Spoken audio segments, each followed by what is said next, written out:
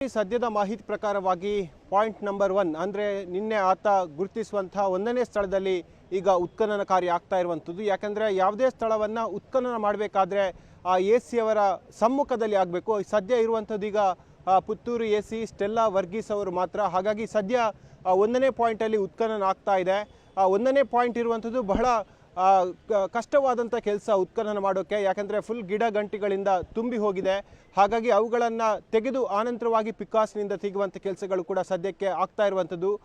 ಈಗ ಇರುವಂಥ ಸ್ಥಳ ಕೇವಲ ಮಾನವ ಶ್ರಮದಿಂದ ಮಾತ್ರ ಉತ್ಖನನ ಮಾಡಬೇಕಾಗತ್ತೆ. ಯಾವುದೇ ಯಂತ್ರಗಳು ಅಲ್ಲಿ ಹೋಗೋದಿಲ್ಲ. ಯಂತ್ರಗಳು ಹೋದಂಥ ಸಂದರ್ಭದಲ್ಲಿ ಅಲ್ಲಿ ಸಾಕ್ಷ್ಯನಾಶ ಆಗುವಂಥ ಸಾಧ್ಯತೆಗಳು ಕೂಡ ಇದೆ. ಬಹಳಷ್ಟು ಡೀಪ್ ಹೋದಂಥ ಸಂದರ್ಭದಲ್ಲಿ ಅಲ್ಲಿ ಕಳೆ ಬರಹಕ್ಕೆ ಹಾನಿಯಾಗುವಂಥ ಸಾಧ್ಯತೆಗಳು ಕೂಡ ಇದೆ. ಈ ಹಿನ್ನೆಲೆಯಲ್ಲಿ ಕೇವಲ ಮಾನವ ಶ್ರಮದ ಮೂಲಕವಾಗಿ ಅಲ್ಲಿ ಪಿಕಾಸ್ನಿಂದ ತೆಗೆದು ಮಾಡಲಾಗ್ತಿರುವಂಥದ್ದು, ಉತ್ಖನನವನ್ನು ಮಾಡಲಾಗ್ತಾ ಇದೆ. 12 ಮಂದಿ ಕಾರ್ಮಿಕರು ಈ ಕೆಲಸವನ್ನು ಮಾಡ್ತಾ ಇದ್ದಾರೆ. ಅಲ್ಲಿ ಸ್ಟೆಲ್ಲಾ ವರ್ಗೀಸ್ ಮತ್ತು SP ಜಿತೇಂದ್ರ ಕುಮಾರ್ ದಯಾಮ, ಫಾರೆನ್ಸಿಕ್ನ ಅಧಿಕಾರಿಗಳು, ಸೋಕೋದ ಅಧಿಕಾರಿಗಳು ಮತ್ತು ಪೊಲೀಸರು ಕೂಡ ಇರುವಂಥದ್ದು. ವೈದ್ಯರ ತಂಡ ಕೂಡ ಇದೆ. ಮಣಿಪಾಲದ KMCಯ ವೈದ್ಯರ ತಂಡ ಕೂಡ ಇರುವಂಥದ್ದು. ಹಾಗಾಗಿ ಸುಮಾರು 6 ಫೀಟ್ ಅಷ್ಟು ಅಡಿ ಭಾಗಕ್ಕೆ ಹೋದಂಥ ಸಂದರ್ಭದಲ್ಲಿ ಅಲ್ಲಿ ಕಳೆ ಬರಹ ಸಿಗದೆ ಹೋದಂಥ ಸಂದರ್ಭದಲ್ಲಿ ಮತ್ತೆ ಅನಾಮಿಕನ ಬಳಿ SIT ಪ್ರಶ್ನೆಯನ್ನು ಕೇಳುತ್ತೆ, ಇನ್ನೂ ಡೀಪಲ್ಲಿ ಇದೆಯಾ ಅಥವಾ ಬೇರೆ ಜಾಗದಲ್ಲಿ ಇದೆಯಾ ಅಂತ ಹೇಳಿ. ಇನ್ ಕೇಸ್ ಆತ ಇನ್ನೂ ಡೀಪಲ್ಲಿ ಇದೆ ಅಂತ ಹೇಳಿದರೆ ಸರಿಸುಮಾರು 6 ರಿಂದ 8 ಫೀಟ್ ಅಷ್ಟು ಕೂಡ ಅಡಿ ಹೋಗ್ಬೋದು. ಆದರೆ ಆನಂತರವಾಗಿ SIT ಅಡಿ ಹೋಗಲ್ಲ. ಅಲ್ಲೇ ಇಲ್ಲಿ ಯಾವುದೂ ಕೂಡ ಪತ್ತೆ ಆಗಿಲ್ಲ ಅಂತ ಹೇಳಿ ಭಾವಿಸಿ ಅದನ್ನು ಸೀಲ್ ಮಾಡಲಾಗತ್ತೆ. ಮತ್ತೆ ಪಾಯಿಂಟ್ ನಂಬರ್ 2ಗೆ ಹೋಗಲಾಗತ್ತೆ. ಹಾಗಾಗಿ ಸಾಕಷ್ಟು ಕುತೂಹಲವನ್ನು ಈ ಪ್ರಕರಣ ಕೆರಳಿಸ್ತಾ ಇದೆ. ಯಾಕೆಂದರೆ ಈಗಾಗಲೇ ಅನಾಮಿಕ ವ್ಯಕ್ತಿ ನಿನ್ನೆ ಒಟ್ಟು 13 ಸ್ಪಾಟ್ಗಳನ್ನು ಗುರುತು ಮಾಡಿದ್ದ. ನೀವು ದೃಶ್ಯಗಳಲ್ಲಿ ಗಮನಿಸ ಹೋದರೆ ನೇತ್ರಾವತಿಯ ನದಿಯ ಪಕ್ಕದ ಈ ಭಾಗ ಇದೆ. ಇಲ್ಲಿಂದ ಆರಂಭವಾಗಿ ಆನಂತರವಾಗಿ ದೊಡ್ಡ ವಿಸ್ತೀರ್ಣ ಇರುವಂಥ ದಟ್ಟ ಕಾಡು ಎಡಭಾಗದಲ್ಲಿರುವಂಥದ್ದು. ಆ ಕಾಡಿನ ಒಳಭಾಗ ಅಂದರೆ ಸುತ್ತಳತೆಯಲ್ಲಿ ಕೂಡ ಆತ ಗುರುತು ಮಾಡಿರುವಂಥದ್ದು. ಇಲ್ಲಿಂದ ನೇರವಾಗಿ 1 ಕಿಲೋಮೀಟರ್ ವ್ಯಾಪ್ತಿ ಅಂದರೆ ಸುಮಾರು ನೇತ್ರಾವತಿಯ ಸೇತುವೆ ಸಿಗುತ್ತೆ, ಅಲ್ಲಿ ತನಕ ಸುಮಾರು 8 ಪಾಯಿಂಟ್ಗಳನ್ನು ಮಾಡಿದ್ದಾನೆ. ಆನಂತರವಾಗಿ ಬಲಭಾಗದಲ್ಲಿ ಹೆದ್ದಾರಿಯ ಪಕ್ಕದಲ್ಲಿ ಸುಮಾರು 4 ಪಾಯಿಂಟ್ಗಳನ್ನು ಮಾಡಿದ್ದಾನೆ. ಬಳಿಕ ನೇತ್ರಾವತಿಯ ಸ್ನಾನಘಟ್ಟದಿಂದ ಅಜುಕುರಿಗೆ ಹೋಗುವಂಥ ಸಂಪರ್ಕದ ರಸ್ತೆ, ಅಲ್ಲಿ ರಸ್ತೆ ಪಕ್ಕದಲ್ಲೇ ಲಾಸ್ಟ್ 13 ಪಾಯಿಂಟನ್ನು ನೋಟ್ ಮಾಡಿರುವಂಥದ್ದು. ಈ ನಿಟ್ಟಿನಲ್ಲಿ ಸದ್ಯ ಪಾಯಿಂಟ್ ನಂಬರ್ 1 ಅನ್ನು ತೆಗೀತಿದ್ದಾರೆ. ಬಹಳಷ್ಟು ಪೊಲೀಸ್ ಭದ್ರತೆ ಕೂಡ ಇದೆ. ಕಳೆದ ರಾತ್ರಿ ಮಳೆ ಜಾಸ್ತಿ ಇದ್ರೂ ಕೂಡ ANF ಸಿಬ್ಬಂದಿ ಇಲ್ಲಿ ಭದ್ರತೆಯನ್ನು ಕೊಟ್ಟರು. ಶಸ್ತ್ರಸಹಿತವಾದಂಥ ANF ಸಿಬ್ಬಂದಿ ರಾತ್ರಿ ಇಡೀ ಕಾಡಲ್ಲಿ ಪಹರೆಯನ್ನು ಕಾಯ್ದರು. ಯಾಕೆಂದರೆ ಪಾಯಿಂಟ್ ಮಾಡಿದ ನಂತರವಾಗಿ ಸಾಕ್ಷ್ಯನಾಶದ ಆರೋಪ ಬರಬಾರ್ದು ಮತ್ತು ಯಾವುದೇ ರೀತಿಯಾಗಿ ಗೊಂದಲ ಈ ಪ್ರಕರಣದಲ್ಲಿ ಉಂಟಾಗಬಾರ್ದು. ಸತ್ಯವನ್ನು ಜನರಿಗೆ ತಿಳಿಸುವಂಥ ಪ್ರಾಮಾಣಿಕವಾದ ಪ್ರಯತ್ನವನ್ನು ನಾವು ಮಾಡ್ತೀವಿ ಅನ್ನೋದನ್ನು SITಯ ಪ್ರಮುಖರು ಹೇಳಿರುವಂಥದ್ದು.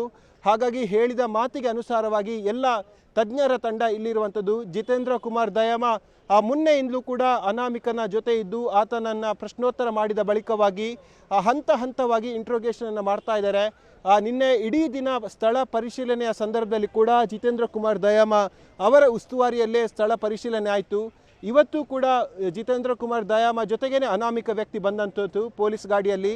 ಸದ್ಯ ಅವರ ನೇತೃತ್ವದಲ್ಲಿ AC ಸ್ಟೆಲ್ಲಾ ವರ್ಗೀಸ್ ಅವರ ಸಮ್ಮುಖದಲ್ಲಿ ಉತ್ಖನನ ಕಾರ್ಯ ಆಗ್ತಾ ಇರುವಂಥದ್ದು. ಸದ್ಯ ಪಿಕ್ಕಾಸಿನಿಂದ ಅದನ್ನು ತೆಗೆಯುವಂಥದ್ದು ಅಂದರೆ ಮಣ್ಣನ್ನು ತೆಗೆಯುವಂಥ ಕೆಲಸಗಳನ್ನು ಕೂಡ ಸದ್ಯ ಮಾಡಲಾಗ್ತಾ ಇದೆ.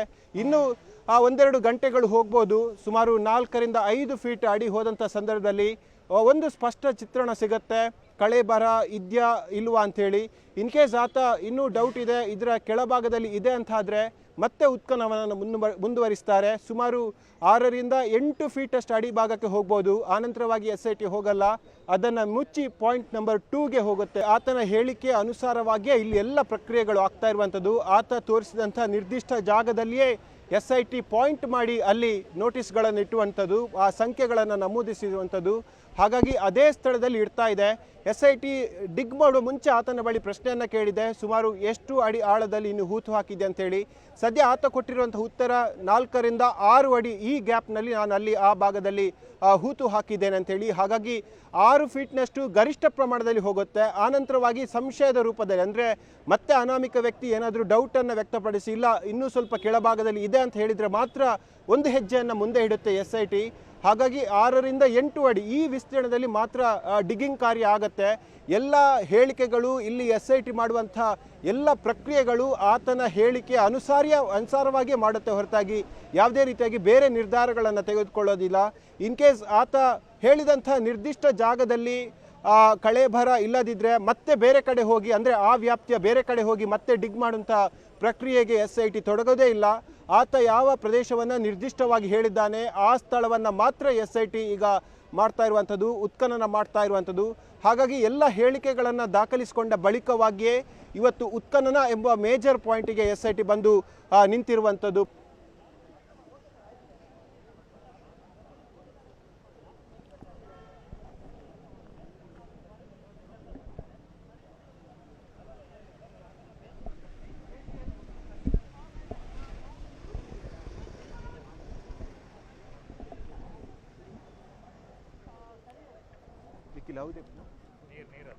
ನೀರತ್ತು ಲಾಯರ್ನ ಟೀಮ್ ಪಾರ್ಟ್ನರ್